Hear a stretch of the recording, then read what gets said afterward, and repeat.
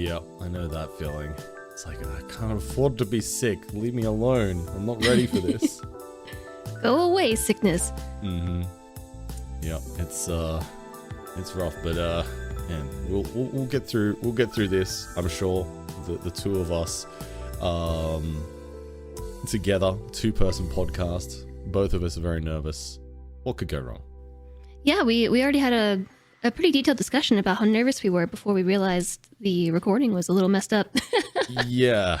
I'm just glad that we caught that pretty much straight away and were able to jump on it, because imagine getting like 20 minutes in and be like, oh no. You know how we were nervous that we didn't have, we might run out of things to talk about just between the two of us, and now we spent 20 minutes talking about what little we do have.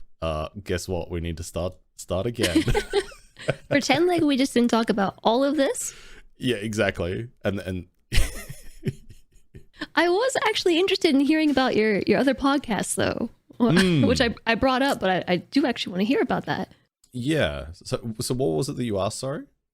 I said something along the lines of, you have experience doing 2-person podcasts, right? Because of your other podcast?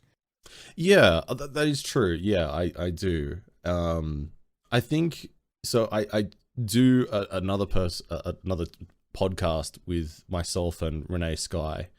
I think it's a little bit different because we've just got a very, very familiar dynamic. Like we've been really good friends now for like 3 or 4 years. And not to say that we aren't friends, obviously, Jess, but obviously we don't, I mean, due to time zones alone, we don't really get that much of an opportunity to talk together that frequently. So it's a bit of a different dynamic, I guess, from that respect.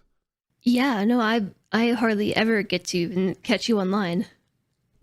I know so you're unfair. Online because I see clips and stuff, but we're basically like perfectly positioned to be at exactly the opposite time zones for each other. The only times that I get to catch your streams live is when I've been up to way too late, like 4 a.m. my time, or if I've gotten up way too early, like 6 or 7 a.m. my time, and I'm just like, what am I doing with my life? yeah, that's actually kind of the same for me. Yeah.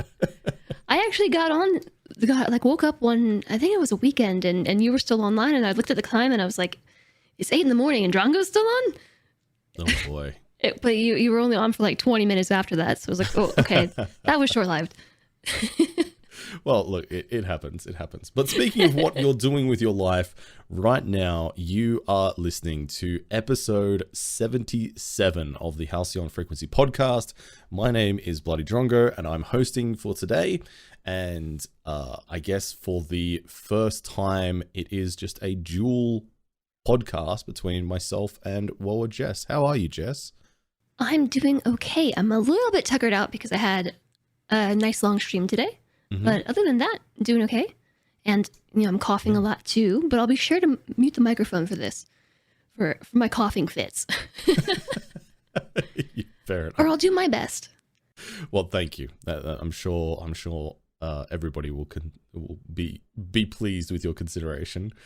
You're very welcome, future listeners. I've had a bit of an I don't know, not exhausting, but just like a bit of a draining couple of days, or couple of weeks actually. Like I've been very, very busy on other platforms outside of Twitch, and I really feel like I've hit another gear in terms of what I'm doing, which has been nice. And part of that driver was the fact that one of my IRL friends, Dan, shout out to Dan if you're listening to this, has started doing some edits for me, and that has immediately started paying off. Like the literal first short that he made for me, I think on YouTube, I think all of them have gotten over 1,000 views now, which is pretty good for my channel. Yes.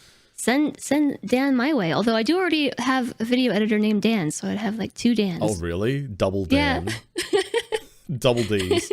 And I mean, that was good. Hitting those analytics on YouTube. And I've also been doing some longer form edits and stuff myself for the YouTube channel, like some curated stuff. But over the course of the last like 24 hours, my TikTok has just gone absolutely bananas. I think at the time of recording, I think across all the videos that I've posted, we've got like nearly, I think we're closing in towards like 400,000 views across all of the videos. Like it's just mind-blowing. That's amazing.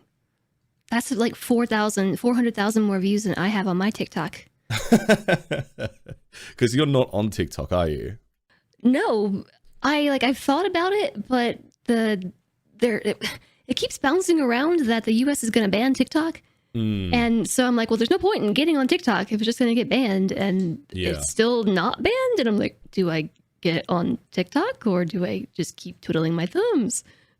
It's really difficult, I think, when there's like that level of uncertainty of what platform is around and whether it's worth your time to invest in, because I feel very similarly to Twitter at the moment. There is just so much uncertainty as to whether that platform is actually going to be viable long term, especially for somebody who is like outright refusing to give an Elon Musk any money at whatsoever. Yep. And Me too. I haven't like deleted my Twitter account or anything, but I'm like very very heavily considering starting anew somewhere else, like Mastodon or Blue Sky. But at the same time, like I don't know what audience there is there. Yeah. So it's a different type of analysis paralysis. 100%. Yeah. And like the irony for me is that I was actually subscribed to Twitter Blue before Elon Musk took over, because I like the extra analytics that you got, and also the fact that you could edit tweets. Because if I had $1 for every time that I'd misspelled a tweet and noticed, like, I don't know, like almost immediately after, just a quarter of a second after hitting post, people actually engaging with it. Yeah. And I would be like, oh God, why am I like this? So being able to actually go back and edit them real quick and fix up little typos like that would be was really handy. And then of course Elon took over, and it was suddenly like, I think twice the price. Like it was close to twice the amount that they wanted, and I was just like, you know what? No, principle alone, I'm not interested. Go away. Yeah, no, I feel that. That's how I feel about Threads too. Yeah, well, we will be covering that later in the episode. So if that's you want true, to hear us we talking will about be. Threads, stick around. But yeah, it's I think as content creators, it can be really difficult sometimes to know where to spend your time and energy, because I think both of us are well acquainted with the idea of just having pretty limited capacity for focusing on different things at a time, and it can be very, very draining to try and spread yourself thin across so many different things. Yeah, absolutely. I've been dealing with like some health stuff recently, and also some mental health stuff, like physical health stuff, but also mental health stuff. I took a week off, and it was really, really great for me mentally. And I eased myself back into it, and like I still haven't taken on like a heavier workload since. Because it's been good for me mentally, but also I've come to find out that I'm just literally too stressed. Like according to blood tests, like I'm destroying myself with stress. So I'm like, okay, I need to try and learn to relax. So I've been like reading instead of working, and it's been nice, but also I'm just like, there's so much I need to do. There's so much I need to do. And that's where it becomes really difficult, because then you'd be like, you get stressed out at the idea of having to be relaxed. I mean, at least that's me. Like if I have a period where I'm like taking a day off, and then I know that I've got stuff that I could be working on, I'm like, okay, no, I've got to really make sure I make this relaxation time count, because I'm busy and I've got stuff to do later on. So I've got to really relax hard, you know? Yeah, how do you even just relax hard? Yeah. it is tough, and I am sorry to hear that you've had those health issues. It's not fun. No, it's not. But the way that I see it is I've been feeling like really awful for quite a while now, like half a person. Just, it's been tough, like just going day to day. Yeah. And I've been speaking to doctors and stuff about it. And it's just been like, you're fine. You know, you're fine. What you're saying makes no sense. And so like I finally got a doctor who ran some tests, and it's just really, I don't know, relieving, validating to Sure. 100%. like results actually come back. But yeah, I mean, ideally this wouldn't be happening in the first place. But at least, it's a path forward to address stuff. Yeah, absolutely. Like I mean, we've briefly talked about this in Discord together. But I kind of went through something at least somewhat similar, in terms of like being validated that was something wrong with me, back in, oh God, I think it was like late 2021 now, which feels like a lifetime ago almost. But I haven't really talked too much about this publicly, so maybe this podcast will be perhaps somewhere where I actually share a little bit more about it. But I was diagnosed with Hashimoto's disease, which is like a thyroid autoimmune condition. I know all about it. I'm right there with you. Hey, there we go. Hashimoto's friends. Hashimoto. I'll Hashimoto's thyroiditis. Yes. Yeah. We'll come up with a catchy name for it, for the gang. Yeah. Yeah, which is tough. And from my side it was like, oh, so that explains why I feel really tired all the time. Like I felt really fatigued and run down, and that's, one of the symptoms of it. And I've always, like, well, not always, but I've had depression and anxiety from when I was fairly young as a teenager, but apparently that can exacerbate, or that is an additional symptom, is like depression alongside that as well, and weight gain and stuff like that. And like for me, like I love food, but I'm also I try to be reasonably active, and I try really hard to be mindful of what I eat. Like I try not to overindulge too much. And it was really, really frustrating that I just was not able to make any progress in trying to lose weight. And, it just felt really, really difficult for me to do so. And also hair loss as well was something that I was having. Like actually my hair thinning out could be attributed to the Hashimoto's as well. So it's like a lot of stuff in my life where I was just like, that I'd attributed to maybe just getting older, like my metabolism slowing down, my hair falling out, getting more tired and and slow. It's like, okay, I've hit my 30s now, everything's, the wheels are falling off. But it's like, no, okay, there actually is something legitimately wrong with me. Oh yeah, I mean, your thyroid is, I usually describe it to my chat as like your engine. It's like it's your gas pedal, and for every system in your body. It is the organ responsible for generating the hormones and things that literally run your cells and things. So when you have a failure there, all your other systems begin to deteriorate. And it's not like, I don't know, life ending or anything. It certainly doesn't massively impact your quality of life under treatment, but if it goes untreated and like under the radar, it drastically can impact your quality of life and what you're able to accomplish. Yeah. And that's been really, really frustrating because I've, as of recording, my diagnosis and trying to find an effective treatment is ongoing. Like I still sleep like on a normal day where I just let my body sleep as much as it needs to. Like I'll sleep for like 12 to 14 hours, which sounds great to a lot of people, but I still wake up feeling tired. Like it doesn't help to sleep that much. But if I sleep less than that, I feel like really bad. Like it comes back to bite you. So it's a frustrating road to kind of go down, but at least there's like legitimately something up, but it's not always as simple as being like, okay, we know what's wrong, take a pill or something. It doesn't always just immediately flip a switch and everything's good. But you're right, it definitely is better for it to be identified and treated than remain untreated. Yeah. I was diagnosed with hypothyroidism, I guess at this point, like 15 years ago.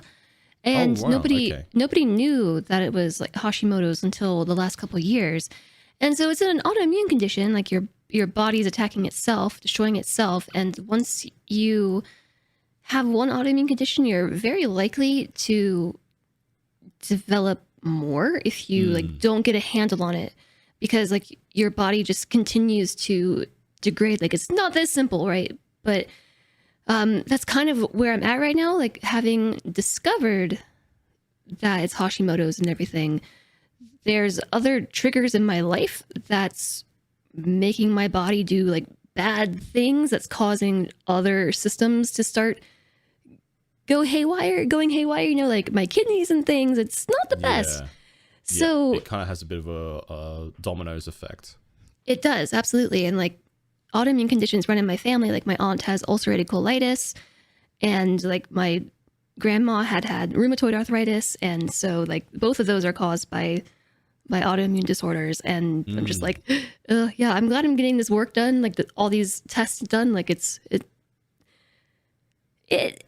something to feel good about, I suppose, like trying to get a handle on it. Yeah. Because your quality of life really does go down a lot.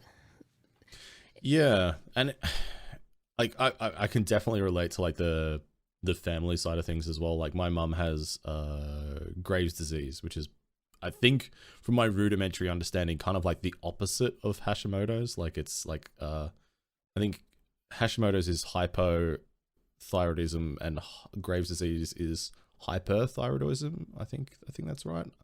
I may be wrong. Citation. I don't know. Citation needed.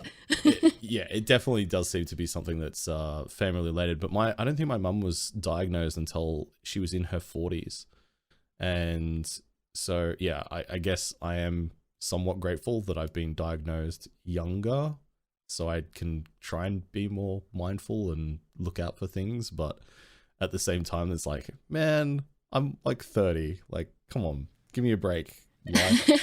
But at the same time. That's how I felt when I was a teenager. Yeah. I was a very, very active teenager, and like a teenager who could eat anything because I was so active. I loved food, but I was on like all the sports teams and stuff, and I got mono. And so right now the leading theory is that like the mono that I contracted from my best friend's boyfriend, not because we were doing anything funky, but because we shared a drink. Oh no. Like, just something so simple as this. We just shared a drink. My best friend went through like a whole thing of, did you cheat on, or did my boyfriend cheat on me with you? Like, no, that is not what happened. And so I got mono, and ever since then, like I just haven't been the same as I was before that. So that's the running hypothesis right now. That's rough. Is that it actually just kickstarted a series of autoimmune conditions. Series of unfortunate events. Yeah, be careful who you share your drinks with. True. Yeah, that's gnarly.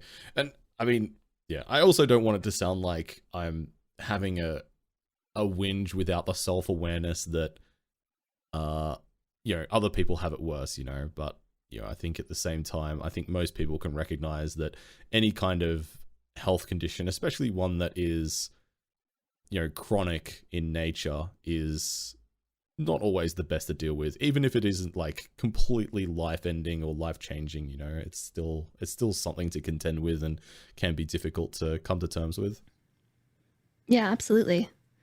I spent more than a few years younger being really frustrated by the whole thing. Mm-hmm. Especially going from being like a very healthy teenager, like very, very healthy, like very athletic.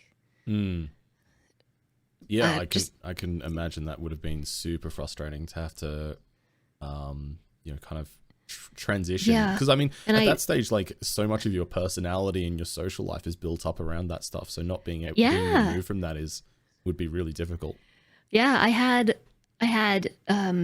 people on my teams, like, because I was on numerous sports teams and stuff, and like I was on the varsity teams and everything, and like starter varsity, not to be like ooh or anything, but I don't know what any of that stuff means. I'm sorry. The varsity team is like the best team. Oh. And Oh like the okay. team sports. So like there's JV and like JV1, JV2, and then there's varsity. So Okay. that's the team that usually has the best players. And then like to be the starter is to be like team A, the A team. Right. Okay. So is this like in like high school or like? Yeah. Okay. Gotcha. So like in lacrosse, and I play lacrosse, I play field hockey, I ran track and stuff. I was Wow. like starter varsity, and then just like a switch, and suddenly I was struggling with it so much. And I actually had my teammates be like, yeah, so what happened to you? Why do you suck now? Just like, I don't know. Jess, where did it all go wrong? Yeah, right. And the story is, shared a drink. Yeah. It's really interesting, I think. Well, maybe not so much interesting, but it is wild to think about like how such innocuous and unassuming tiny decisions like that can sometimes just have like the biggest impact to our lives. It's crazy. Yeah, I know. And like I think back on it and just like, that's so silly. It's just so silly. Yeah. Oh well. Sometimes you can't turn back time, I suppose. But isn't there a song about that? Sorry. Yeah, there is. But what you can do is stick around for after the break, where Jess and I will start to talk about maybe some of the games that we've been playing recently. Catch you after this.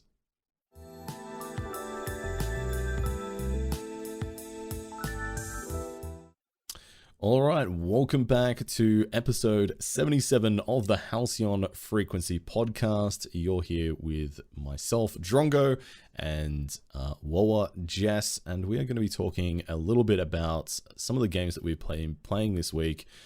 Jess, why don't you take us away and tell me about Dave the Diver, because I have seen a few people playing this, but I actually know absolutely nothing about this. This one... So I think FG played this, and I really wish FG was here to talk to me about this. Mm-hmm. I really wish it, because I would love to hear her perspective on this. I'm fairly certain that she played it. She has 15 hours of playtime, so I think she finished it. Wow. But it's an interesting little indie game. It's like it's an exploration adventure RPG type game during the day phase, and then at night it's a bit of a management sim. And on top of that, it kind of still has management undertones. Like throughout the game, you have to manage resources, specifically like oxygen and things. And it's basically about this guy named Dave who gets brought in to help his friend, maybe I guess contact, run a sushi business because he knows how to dive, and he wants Dave to go diving for him in this in this location that's an ecological phenomenon. Like I believe, if I got my lore correct, all of the like ecological or the animals and things from all over the world can be found in this one location. So it's a place for like super exotic sushi, and you're responsible for catching all the fish and bringing it back to the restaurant. And then at night, that's when the bar opens, the sushi bar opens, and you help run it. You're like the restaurant manager as well. And so at a glance, it sounds really simple, but it's also a game that has just tons of little mini games built in. It has all kinds of like homages to like other games and anime, and really gorgeous art, really funny and detailed and beautifully done cutscenes throughout the game. I really love it for all those things it has to offer. But at the same time, it has a really, really massive flaw to me, and that is the game has almost no accessibility settings. You can rebind your keys and that's it. And what's really terrible is the game has bad, like terrible screen shake. And so it's not all the time. It's just during certain mechanics, like when you're fishing and like some other mini games and stuff. But like the screen shake is so bad, I don't understand why you can't turn it off. And like just some of the mini games too had issues with like the background moving out of sync with your character. And what else? There's some like chromatic aberration. The big one for me has been screen shake for sure. And bright flashing lights, lots of like assaulting bright lights. And so like it's such a nice game, and it frustrates me so deeply that it just doesn't have these opportunities to make the game more fun for other people. Like I have to close my eyes, for instance, when I'm fishing. Like I know what buttons to mash. Oh, that's it too. It has the quick time events for like button mashing. And so like I've memorized the buttons I have to mash, but I have to close my eyes and mash buttons. Wow. Okay. That's such a shame. I mean, I know it's like for small indie teams, I know it's sometimes difficult to justify the time and effort it takes to go to making like really comprehensive accessibility settings, because sometimes, you know, that does require, you know, big redesigns of systems and stuff like that. But like there is a lot of stuff that you can do that is very, very simple, and at least from a non-game developer perspective, doesn't feel like it should be that difficult. Like being able to turn off screen shake should be something that is pretty straightforward. I don't know, citation needed, but like that is rough. That is unfortunate, especially when it kind of forces you to do things like close your eyes to do certain mini games and stuff like that. Like that's just not a It's been taking me a lot longer to play through it than I expected. And so like I was joking today that my penance for sticking with a game that I normally wouldn't play, like that's so bad on accessibility, is that I have to mention it like 10 times a day, you know, like, oh, this game's great, except for the huge lack of accessibility features. People come in and they're like, oh, what's this game? Like, oh, this is a great game, except there's screen shake. That's my penance to myself. It is overwhelmingly positive, though. It's a really, really well done game. It's goofy. Like the writing is sassy and goofy, and like sometimes a little bit too much. But I think it's like all on purpose. You know, I feel like half of it's just references to things that I don't even know. Right, gotcha. But then, as somebody who is also just bad, like we've talked about this before, as somebody who's bad at like just general pop culture stuff, I totally understand what you mean. When you feel like something is probably a reference, but you actually have no idea, it's like, oh, yeah, sure. I mean, I'm fairly well versed in anime, so like I know the anime references when I see them. You've got a leg up on me there. I've got nothing. I know nothing about anime. Like my anime experience is limited to like Pokemon and a little bit of Death Note, and that was a long time ago. Death Note's a good one. Yeah, but I mean, it's just even if you just go on the Steam store page and look at it, like it's all pixel art and it's so nice. But then like the screen shake, and you can even see like in the trailer video, they're demonstrating the mechanics, and I don't know, like it's got the quick time events, right? Where like you have to smash buttons and everything. And then the meter that you watch while button smashing is shaking with the screen, and it's just like it's so much mental stimulation. I just gotta close my eyes. Gotcha. Yeah. Well, it's a shame, but maybe hopefully that's something they work on in the future. And yeah, thank you for sharing. I mean that's why I keep saying, like, I keep playing it and I just keep talking about it, and hopefully that like maybe somebody will hear, and at the very least, like, you know, people are learning about it. Yep. And maybe they'll take the news with them, and at some point, you know, hopefully there'll be an accessibility update. That is one of the really amazing things, like not to go too far off track, but that is one of the really amazing things about, you know, yourself and Kiri and FG and Blind.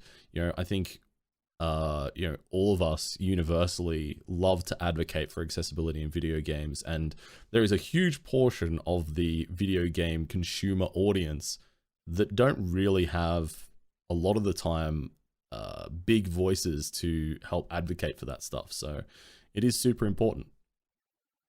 So I've got to talk about it and hope that it gets heard. Yeah, I hope. FG said that she had like tried during early access when she was playing it to get some settings added in, and it just never happened. And so that's a shame. I don't know if the devs are just really against it, or if they just aren't listening or something. I'm not sure. It's hard to say, yeah. Okay, well, let's move on and talk about one of the games that I have picked up recently for the very first time. And I know I'm very late to the party here because this is going back quite a few years when this first came out. But I picked up and played for the very first time in the last week Deep Rock Galactic, which is a space dwarf, first-person collaborative shooter / mining exploration insertion extraction game. And it's been one of those games that's been on my list to play for a long time because I love dwarves, I love sci-fi stuff, I love like mining and terraforming, I like the kind of 4-player dynamic of multiplayer that you get in games like Left 4 Dead 2 and stuff like that. I really enjoyed that whole thing, but it's just somehow been one of those games that I've just been interested in, but never motivated enough to go out of my way to actually play it. And what I actually did recently was had a mod takeover stream recently where my mods got together and organized 3 games to surprise me with to play on the night, and Deep Rock Galactic was one of them, and I had a great time with it. I really enjoyed it. It was a lot of fun, and it ticked all the boxes I thought it would in terms of stuff that I enjoy. And the other thing about it is that it's been around now for quite a long time, and it is really polished and really, really nicely done and really good attention to detail. And you know, when you play those special games that have kind of got those really committed communities built around them, and you can immediately see why when you play it, because they're just, it's the developers have such an attention for detail that it is evident in what they've made that they love what they've created. And I think that's a wonderful thing. So I had a really, really good time with it. That's amazing. I'm behind the times on Deep Rock Galactic as well. I think I own it, but I just haven't. Yeah, I do. I've just never played it properly. Yep. I've gone through the tutorial and that was it. And I know I should play it. I heard it's great from like everybody. I just haven't. Yep. Look, that's like the streamer way, right? Is that you have a million games begging for your attention, and sometimes you just want to go with what you know and what you know you'll enjoy rather than, you know, taking a risk or playing something else. We've all got limited time, right? And sometimes, even though we can be confident that we'll enjoy something, it's hard to kind of make the commitment and just go, okay, I'm going to play this. Yep, absolutely. Are you going to play it more, or was that just a one-off? To be honest, so due to the multiplayer focus on it, I don't think it fits with my core content, because my core content is very much engagement based, and I think we both know that whenever you do a stream that has multiple people involved, no matter how hard you try, that does wind back the engagement a bit. Yeah. And that makes it kind of difficult to justify as a regular thing. I think it's something that I'll play on stream again in the future, but it would likely be for like special events or something like that. Makes sense. And it's something that I could see myself playing with friends off stream as well. So, yeah. Yeah, you know those random times where we never line up? Mm-hmm. Yeah, exactly. Well, speaking of playing things off stream, you have been doing some gaming off stream, right, Jess? Yes, I have been playing just bucket loads of Diablo 4. And I know I said I wish FG was here, but now I wish Curie was here so I could talk to her about Diablo. I know she's been streaming it. I haven't. I've been hesitant about streaming it because I am actually new to Diablo as a whole. I saw some like lore streams from other streamers leading up to it and everything, and so I'm versed in what happened in 1, 2, and 3, and so four is my first experience with an ARPG like this. Like I've done ARPG lights, you know. I can't think of an example off the top of my head. I'm not unfamiliar with an ARPG, but actually D4 almost feels a bit like an MMO, but yeah, I can see that having watched Kiri play it. Yeah, it's been really awesome, but it's a very complicated game.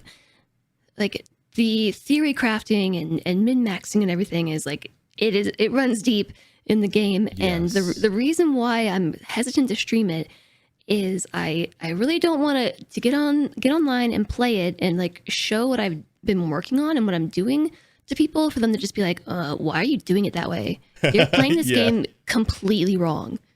Yeah. Actually, you suck at this. You should just uninstall.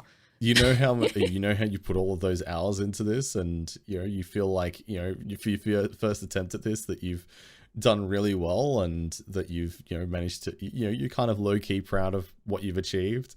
Well, guess what, gamer? It's all wrong. You suck. And I kind of know it too. My moderator and I are like playing a lot just off stream together because like we're in similar time zones, and he is like all about it. I think he's played like tons of Path of Exile, tons of like old Diablo and everything, and so he is like theory crafting the heck out of the game, and and he's like, yeah, I can't wait for you to stream this so I can look at everything that you're doing wrong. Oh, no. I'm just like, no, this is why I'm not streaming it. Never. Do not look at my work. Just let me enjoy this. And I think that's good that you do have like something that you're just enjoying off stream that's just for you. I think there is always a pressure to kind of share everything that you play as a streamer. But sometimes it's okay for just something to be for you to enjoy. At the very least, until I like hit endgame, I've already like I've already played through the campaign and everything. I've made it to World Tier 3, which is like the third hardest difficulty out of 4. You have to complete the campaign to even begin to access World Tier 3, and then you have to beat like a very hard trial in World Tier 3 to go to World Tier 4. So like you have to have a somewhat high level character to even begin to stand a chance against these enemies and things. So I think at least until I get to World Tier 4 and like actually make strong decisions about what I'm doing, because like right now like my gear it hasn't been personalized, I'm kind of just going with what I find and making things work as needed, but I haven't actually like dug into it and like researched all my affixes and everything, and like where to find the gear that I need and all this, and which Paragon points to grab and what skills to use. I haven't done any of that. I've just been learning as I go and theory crafting as I go, and I know it's wrong. I know it's not optimal, but that's why I'm liking it. I'm learning it the pleb way. Yeah, exactly. So maybe once I get to a point where I'm ready to just be assaulted by the backseating, I'll keep it to myself for now. Yeah, I think that's something as well that I don't think, if you haven't streamed yourself, it's kind of hard to understand that it's like you have so many things vying for your attention, like trying to be entertaining, trying to make sure that the tech and software is working. Constantly like troubleshooting and community management, and then on top of that, trying to learn and play a game in real time and trying to juggle all of those things. And then on top of that, trying to add in the factor of like I'm coming to I'm doing this stuff for the very first time, and then getting real-time feedback that often conflicts with other real-time feedback. Yes. Can be really difficult to manage. So I think It's totally fair to say, okay, I'm going to get to the end game so I'm familiar and comfortable with everything before I start looking for outside feedback, because then I know what I want to prioritize and listen to. Yeah, exactly. I'm like, it's not that I'm against it. I I'm not ready for it. Yeah, yeah, totally understand. Well, let's talk about something else that's been giving me feedback, and that is Skyrim. Believe it or not, which I guess the theme of my gaming at the moment is I'm just like back in 2011 pretty much with everything that I'm playing. But there is at least a little bit of a twist with this, and that is that I've been playing it with a mod that integrates AI into a companion that accompanies you in the game, that you can talk to with your voice, like your microphone, and have responses come back to you in real time. And it is wild. It is really, really interesting. It adds a really fun dynamic to the game. Like Skyrim, I adore. Like I really enjoy Bethesda games in general, and this adds a really, really fun dynamic to it. And I have to say as well, I'm definitely not like a trailblazer on this. There are other people that have been doing this, and shout out to Blind as well for actually bringing my attention to the fact that other people were doing this and kind of like giving me a nudge to try this out, because honestly, if it hadn't been for that, I probably wouldn't have. And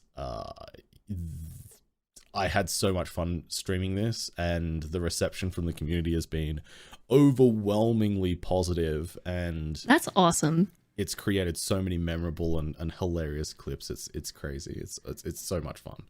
Yeah, ever since Blind brought it up, I have also been thinking about doing it. But the thing is, I've never played a Bethesda game on stream, I don't think. Oh, And like I've played them myself. So are you actually doing like a full run with this mod, or are you just like goofing around? I'm mainly just goofing around. So the way that I structured it was I was letting the AI actually decide what we would do and where we should go and what the priorities were. And because it does actually cost money to run the background systems like the OpenAI and Azure, which is what the software that handles like the text to speech stuff. It's not, I don't think it's necessarily practical to try and do a full playthrough, just because that would be quite a lot of hours, and as a result, that makes like, sense. You know, a decent amount of expense. It's definitely not prohibitively expensive, and especially considering you do get a bunch of complimentary credits to both systems when you sign up and get started.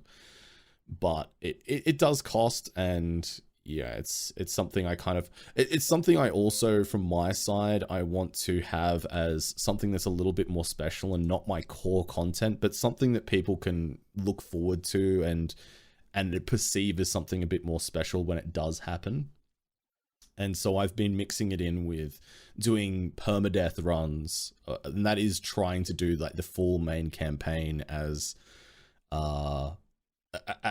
intended, without any mods, and just playing permadeath master difficulty with survival mode on, which is just a ludicrously difficult task. And we have slowly been getting better. I think my PB now is like level 13, and getting up to breaking into the Thalmor Embassy. That was where I died on my personal best character. But is that the one with the party? Oh, and yes.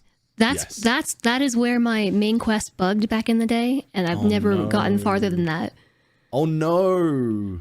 I played my own run like back in 2012, and I put like 200 hours into my game, and then my quest bugged. I got hard locked out at Thalmor Embassy, and that sucks. Oh, I'm since so then, sorry. It is okay. I've since like cried my tears and gotten over it, but like I still want to go back and play it again. Honestly, I think, especially if you're somebody that really wants to be on the cutting edge of graphics, like I think the mods can help carry it from that perspective.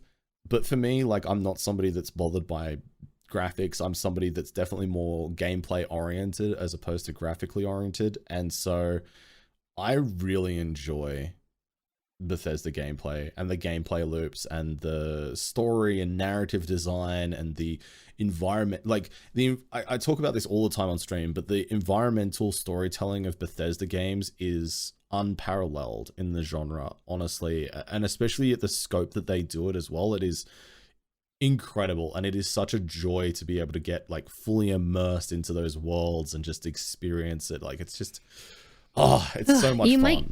You might convince me to try this. I think from like, if it was something that you wanted to go back and do, like almost like a purely vanilla run with an AI companion through the whole thing, I think that would be incredible content. I think that would be really, really cool. So, I wonder how my AI companion would turn out. Are you doing the part where you allow chat to talk as well?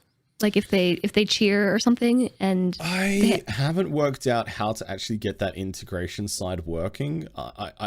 I'm sure, I know it's possible. I've seen other streamers do it. I just don't know how. and I'm too shy to actually reach out to them and be like, hey, can you help me? I don't know how you do the things that you do. Mr. Magic Man, please help me. I think my chat would make a monster if I did it. Oh my goodness, same. My chat has already made a monster out of my AI. It's terrifying. But it is really fun. Like, you can go into the back end and alter the personality of the AI and give it like parameters and a bit of a description, because basically you go into the AI's like software side of things, or I guess the priming, I think is what it's called, and you describe to it what you want it to role play. So like by default, the mod, by the way, if you are listening to this and are curious, it's called Herika AI Companion mod, and you can find it on Nexus Mods. And by default, she's programmed to be like, you are a Breton female, you are sassy and you love jokes, and you are role playing in the world of Skyrim. But like, I played around with a few different things. Like I programmed mine to think that it was a dragon trapped in a Breton body, and that's awesome. It's a lot of fun. It's a lot of fun. I programmed her to love mayonnaise, which tilted my chat out of the absolute universe. It's so much fun, and there's so much room for creativity. I think if you are somebody that really enjoys trying to just make like little fun inside jokes with the community and trying to have, I think one of the nice things about it is that it does give an opportunity for me to have the interaction that I enjoy and I think the community responds well to, but also have like something else to react to and have like stimulus from. And I think it creates a fun dynamic. So yeah. Yeah, that sounds really amazing. I should probably go back and watch some of your clips. It's one of those times where I'm really disappointed that I cannot watch your streams live, because I feel like it's probably great. Time zones suck. What can I say? Oh dear. Well, I think well, I mean, I can't say anything too much about what the news is going to come up. I was going to say, oh, well, speaking of things that suck, it's time for the news segment. That's a terrible segue, but I don't have a better one. But if you stick around after this break, we will be talking about all of the news that is going on in the content creator space and also in the team space as well, specifically, which is kind of exciting. So we will catch you in just a moment.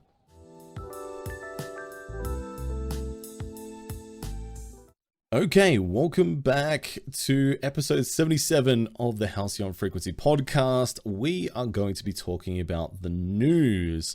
Now, I think to start off, we'll talk about something we touched on briefly earlier in the episode, and that is the fact that Meta has come out with a competitor to Twitter, and that is Threads, and it's been a bit kind of controversial, is that the right word? It's been a contentious topic, I think, because of a few different factors. Number one, it has been delayed in release in the EU because they are not complying with the EU data use regulations over there, or they appear to not want to at this stage. And there's also some other smaller stuff, like I think you can't deactivate your Threads account without deactivating your Instagram, which kind of seems like a bit of a weird, like, forced link between the two. And there's and obviously Meta itself / Facebook have a pretty checkered history when it comes to data management and their users and stuff like that. So it's a hot topic at the moment. What do you think, Jess? I don't know. I don't know. I am the person who like swore off Facebook years ago. I have an Instagram, but I haven't used it in years because just personal reasons, like my own personal boycott. And like now they're here with a Twitter replacement when Twitter is just, crashing and burning. And I'm kind of secretly hoping that it just like goes away. I don't know. Fair. Please don't make me use Meta, use Facebook. Oh, that's how I feel about it. I'm in a similar sort of boat. There's part of me that wants to, that doesn't want this to be the thing that actually finally comes in and replaces Twitter. But at the same time, I'm desperate for an alternative to Twitter, so I kind of want it to be at least a little bit of a success. So maybe Twitter has to stop being like so massively anti-user friendly and like shoving monetization down everybody's throats. Yep. It's a really weird time, I think, in the social media space. Like there's a lot of just unusual things being done, but I'm very much in the same boat. Like I still have a personal Facebook. I haven't used it actively since about 2020, like before the pandemic, really. But probably closer to 2019 since I actually actively used it. And it drives some of my friends crazy because they're still avid Facebook users, and they're like, "Oh, did you see my event invite?" I'm like, "No." You gotta contact me directly like a real human being if you want me to know about this stuff. And I do have Instagram. I do occasionally use Instagram. Like I've curated my Instagram feed to be like animal photography and tattoos. That's pretty much all it is, and I'm happy with that. Like that's stuff I like. I enjoy it. I don't use it much, maybe like once or twice a week, but when I do, I enjoy it. I really enjoy Instagram. Like the bit that I've been on it, I loved it. Like Instagram was a platform that I was just like, yes, this is one I can get behind. Until Facebook. Yeah. Until Facebook. I don't remember when they took over Instagram, but I just have kind of steered away from it. I've gone without Facebook now for maybe like 7 or 8 years, just ever since the 2016 election crazy shenanigans here in the US and everything. I hung up my book of face back then and closed my account. And so I still do have my Instagram, and it's just at this point I don't really know why. Like, am I gonna go back to it? Am I not gonna go back to it? The eternal debate. And then like now Threads is happening, and like I need to get off my fence and go one way or the other. Yeah. Well, it's hard, I think, because I mean, ultimately the EU policies and laws around data use and consumer protection are, I think, generally speaking, much more strict than most other countries, which is a good thing for us as consumers. I totally agree. Something to be at least aware of and probably concerned about, that other countries that have less stringent regulation of this stuff are already like, yeah, come on aboard, we're open for business for Facebook / Meta. And so I think it's something to be always mindful of, is when these big companies, what they actually use your data for, and what data they collect, obviously. But at the same time, like, I think they've timed to perfection the actual launch of the platform.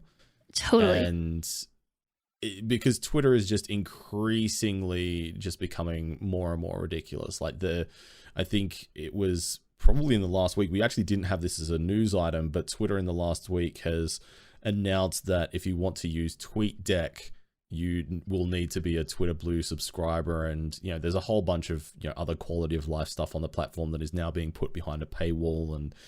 And the fact that it's rate limited as well. So you can only, as a free user, you can only read like 600 tweets in a day or something like that. That like citation literally needed, defeats the purpose of Twitter. It is unhinged, the business decisions they're making. Like, you know, obviously I'm no expert, I'm no, you know, big time CEO in charge of this, I'm no, you know, software engineer, but even like the informed commentators in the space seem to agree that it is just absolutely ridiculous, the changes that they're making. So I think the consumer sentiment of Twitter at the moment is so negative that that Meta has really timed the launch of Threads perfectly. If it is ever going to enter into the conversation as a proper competitor to Twitter, I think now is as better time as any in the last, you know, 3 to 5 years. Like it's yeah, and its integration with Instagram, stuff, right? I could see it taking off. Yeah, me too. I mean, yeah. Which is probably a bad thing in the long run, but maybe in the short term it's a good thing. Who knows? It's just hard to tell. Like, the social media is kind of in a really rocky place. Like, it's not just Twitter. Like, Reddit is in a state of dismay. Oh yeah, yeah. Like, and another one that changes there. Yeah, yeah. And like another one that is been going around in my, I'm just forgetting what it is. Well, anyways, like things are just, it's a weird time for social media. And like, it's interesting being on the sideline and being like, what's going to happen next? But as a content creator, you kind of need to be on top of making those decisions about like where you're going to take your content. Yeah. And I'm kind of just buckled up right now. I'm buckled up for the ride, but I think I need to like think about, you know, jumping in my own driver's seat about what to do. Yeah, and that's the thing. Like, ultimately, you're right. You know, as content creators, having a social media platform is usually something that is necessary. I would say there is some exceptions to the rule, but I think generally speaking, you need to have a social media platform to reach your audience and other industry folks. You know, networking is something that is important to a lot of people, including myself. And I know, at least from my side, you know, my personal Twitter, I would say probably like maybe 10 to 20% of my Twitter followers and people that I engage with are like community people, and then the vast majority is industry folks and keeping up with the trends and stuff like that. So it is genuinely important for our jobs to be where the people are, to throw in the unexpected Little Mermaid quote there. Yeah, I want to be where the people are, and it is important. Yeah, I suppose we'll just have to see where everyone finally ends up. I know that there's been talk of like Lemmy as a Reddit replacement. There's Blue Sky and Mastodon for a Twitter replacement, and now Threads. Yep. And I suppose we just have to see where ultimately where the industry finds itself. Yes. And I think everybody else will kind of just follow suit. Yes. And that's kind of where I've been on the fence. Like, there's been a lot of things in the past, I think like 6 months or so, however long it's been since Elon has taken over Twitter, that we've seen come and go as potential competitors, but nothing seems to have quite caught. And I've been very much on the fence of being like, I don't want to sign up to a whole bunch of different platforms. I just want to see where the industry ends up. But given the fact that I already have an Instagram account, and I do think if that Meta is big enough to make a proper go of competing with Twitter, that I have gone ahead and made myself a Thread account. So, you know, if you want to go and follow me there, go and check it out. But yeah, it's hard to see what the future holds, I suppose. I guess we're just gonna have to, you know, stay posted on it. Mm-hmm. stay posted. But I can tell you one thing the future holds, and that is the Halcyon Frequency Game Jam. And maybe in post we'll be able to add in like a little cheer here, like woo, Yay! or maybe not, and just make me feel really cringeworthy. But it's huge news. And I know, Jess, you've been working really, really hard on helping to put this together along with the rest of the team. So give us the rundown. Tell us all the nitty gritty for any potential game jammers out there, both creators and players. Yeah, sure. So this is going to be our second game jam that we've thrown as a team. The first one was last year, 2022. It's actually pretty much the same weekend. We decided to keep it on a similar day just for, consistency's sake. We considered maybe doing like a couple game jams this year, but it turns out that we have no control over time and it's kind of just in a vortex and it's already July. So yeah, we just decided to go for the same weekend. The theme has not been announced yet, but I'm pretty excited about it. Yeah, I've been working on putting this together. Last year, Blind was the one who spearheaded it, but he's been like quite busy with a lot of his other projects, and I basically said like I'll try it, I guess. I'll try and organize it, and so it's actually my first like project I've tried running like this for a community, and so I'm pretty excited about that.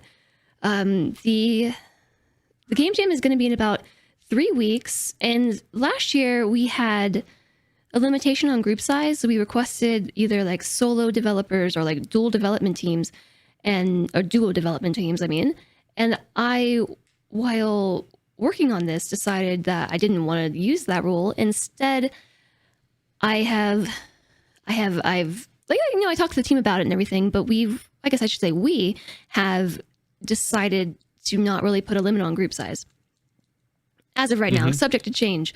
But the reason for this is a lot of feedback I got last year. Like I streamed all the game jam games that people made and gave my feedback live on stream and really had a lot of conversations with the community about it. So many people came back and said that they wanted to join, but they didn't feel confident in their abilities to be able to contribute to like another person to pull a game together, or even alone. Like they had a strong skill, but that skill couldn't supplement another person well enough to produce a game, or like they just didn't have enough time. Like if they could maybe help out a little bit to produce a game, like that would be good for them and everything. So this year we decided that we were just going to let people party up, see what happens. If it gets out of hand, subject to change, of course. But what I am really hoping to encourage from it is people to like really just come out and feel confident being creative in a safe community. And so while like maybe you can't code an entire game yourself, you don't have the skills for the art, or like maybe you only have a few hours to give, like I'm hoping that people will group up, and like just really embody the spirit of teamwork, if that sounds sappy enough. I think that's an admirable goal, and I think sometimes with these, like this will be my very first game jam. Like I've never taken part in one. I've never played as part of it. I think I actually don't know when I joined the team. It may have been just after last year's game jam. Am I coming up to a year anniversary on the team? Maybe. I actually don't know. I don't know. Citation needed again. But it is a really cool kind of structure, and I really like hearing stories about people. Like I know a lot of friends who make games and develop games, and that really enjoy doing like little game jam sort of sessions, and a lot of them have stories about how, we were working on a game jam and we're so limited on time and so limited on resources that it really breeds ingenuity and creativity, and you can come up with some really cool little masterpieces. Not masterpieces, but like diamonds in the rough, and they've been able to kind of take those ideas later on, or concepts that they've used to influence other actual projects that they've worked on later on. And I just love that kind of creativity. And I think, you know, the Halcyon Frequency community in general is just one that is really positive, and I think it is one that I think if you are considering it and maybe a little bit nervous about trying to jump in, you know, I think it's safe to say that this is about as good as any spot that you could hope to start out. And kind of test the waters. I would absolutely agree. Like, there's no like crazy like formal prize pool or anything. Like, we have ideas to like award people who maybe like win, objectively speaking, but like the idea is to just be really relaxed and let people practice their skills and see if they like what they're doing, or just try new things, meet new people. Like, who knows, maybe like you might partner up with somebody who ends up being somebody that you go on to develop games again with. And I say this because my husband last year took part in the Halcyon Frequency Game Jam, and like has all year made plans with the person that he worked with last year to work together again. Yeah, that so is like amazing. I love that. They just knew like all year, like, we don't know when this game jam's happening, but we're working together. And like, I think that's just so cool. I want to give people the opportunity to like find those kind of partnerships if they exist. And so if you are maybe wondering how you can get involved, I would totally recommend jumping into the community Discord. There is a category down in the list where you can opt into Game Jam News, because we posted one announcement to the community, but everything else from there I think is just going to be announced like solely within the category. So you can opt in there, but then there's also, you know, like discussion channels and looking for group channels and just places to either like offer your skills or find someone to work with. Awesome. Amazing. I'm genuinely excited. I really look forward to seeing what people come up with, and thank you as well, like for all the hard work that you've put into so far into making sure this happens. It's been well worth it. Last year's Game Jam has been my most favorite thing that we've done as a team. Like, honestly, I loved it so much. The community reception was great. Like, so many people in just my community came out and made some like amazing stuff. I had no idea that they had this talent, you know. That's and super cool. And I was just like, it's happening this year. If like, I'll run it if I have to. We're making it happen. Well, good on you. Amazing. Well, I think that's all of the news that we have for this week. I know it's a little bit light, but you know, it's just that's us. not always we'll a do bad the best thing. we can. It's not always a bad thing. I don't know. Threads is big news. It can take up the whole space. I would argue that the Game Jam is even bigger news. Just saying, okay? Yeah, you're right. Totally. Okay, well, wonderful. Thank you so much for listening to this podcast, and thank you, Jess, for joining me on this episode. I think it went well. I don't think we had anything to be nervous about in the end. No, I don't think so. Tell us who you are and where people can find you on the internet. Well, that's tricky right now, but for the most part, yeah, you can find me on Twitch. I'm Jess. You can find me twitch.tv/WOAHH_JESS. On Twitter for now, I'm at WoJess_ at the end. That's not my name, but you know, the middle underscore goes to the end. And same with YouTube, is WoJess_ at the end. And, you know, Discord and stuff, and maybe one day other places too. Amazing. We'll keep an eye out. I have been Bloody Drongo, your host. If you want to find me, the best place to find me is over on Twitch as Bloody Drongo, all one word. If you are still a bit of an archaic dinosaur at this point, like me, you can find me on Twitter as @TheBloodyDrongo. If you are somebody who is cutting edge and already signed up for Threads, then you can be you can find me as bloody.drongo. Same for my Instagram, and also same for my TikTok as well. If you want to follow along with my Skyrim AI exploits and my slight blow up on there, like mini virality, then that's where you can find me. So thank you. If you want to get more episodes of this podcast, you can go to halcyonfrequency.com or any other podcast platform. If you can't find it on a podcast platform, let us know and we'll get it on there for you. There is new episodes every Sunday. If you want to talk about this episode, you can join the Halcyon Frequency Discord. And a quick thank you to Peter Poole and Paul Miles for the music, which you're hearing or will shortly be hearing. This has been the Halcyon Frequency podcast. Don't touch that dial. Signing off. Meow. That was powering down. Okay, I'm going to stop this recording now.